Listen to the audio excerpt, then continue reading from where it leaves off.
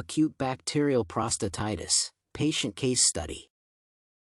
The 42-year-old patient presents acute bacterial prostatitis symptoms because he reports dysuria, pain in the lower back, and urinary retention.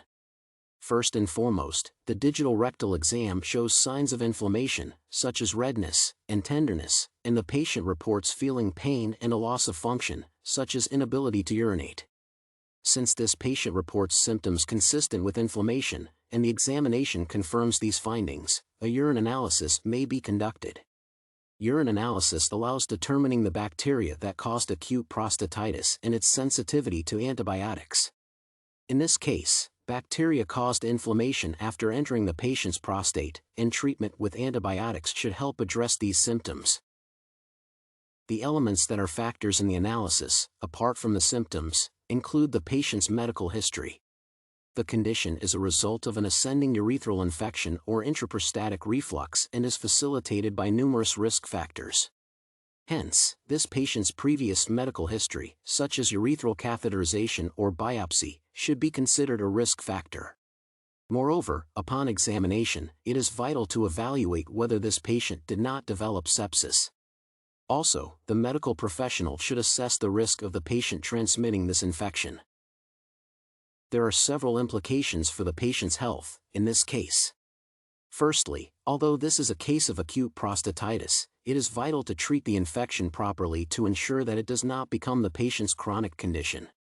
Prostatitis is the most common diagnosis for men younger than 50 years, and type 3 prostatitis, which is chronic pelvic pain, is diagnosed in 90% of cases.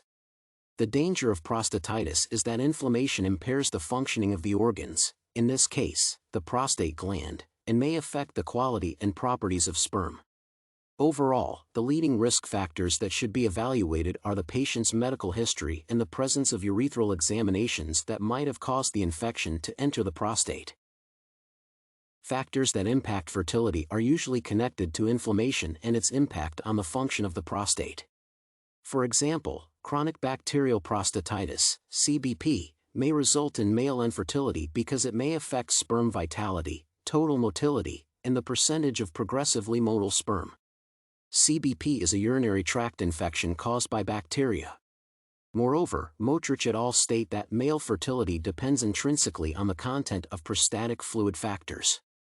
Local inflammation caused by acute prostatitis may impair the function of the male accessory gland, since it is a common consequence of inflammation to have redness, heat, swelling, feel pain, and experience a loss of function.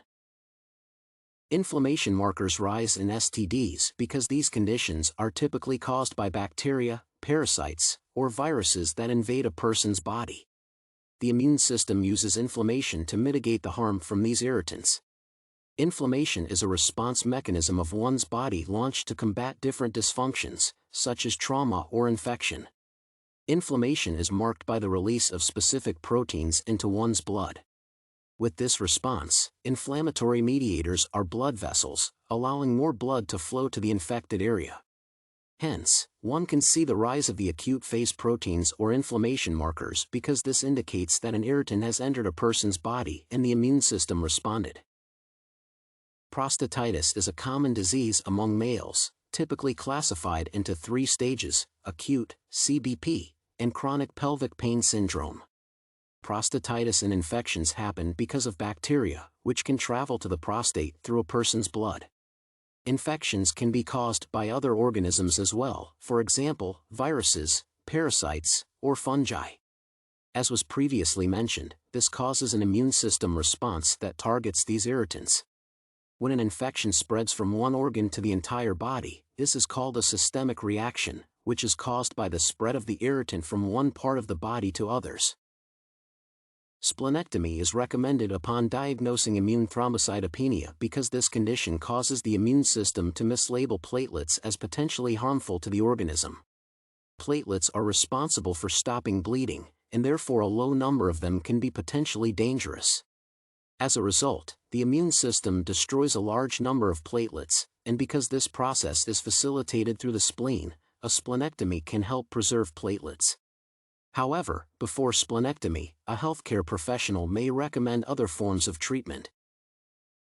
Anemia is diagnosed when a person does not have a sufficient number of red blood cells. However, the condition can be a result of different factors. As a result, the body of a person does not receive enough oxygen, causing symptoms such as fatigue, shortness of breath, and some others. There are different types of anemia. For example, macrocytic anemia is when the red blood cells lack hemoglobin, causing these cells to be larger in size. Next, macrocytic anemia is diagnosed if red blood cells are large in size, which means that they do not have enough hemoglobin.